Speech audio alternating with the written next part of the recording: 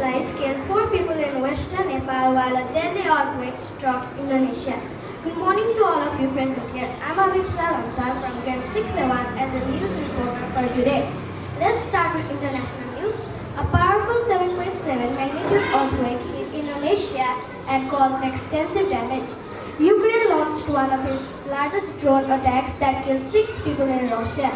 Fierce summer wildfires forced thousands of people to flee coastal fans. Now into national news, we have monsoon landslides killed 4 people in the western Jharkhand district. The Nepali army successfully evacuated over 300 residents from high-risk zones.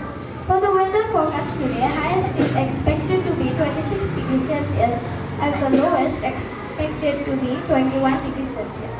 For the word of the day, today's word is deja vu. You have probably heard it before, meaning the strange feeling that you have already encountered a current situation before. For the thought of the day, today's thought is, if you don't take risk, you can win.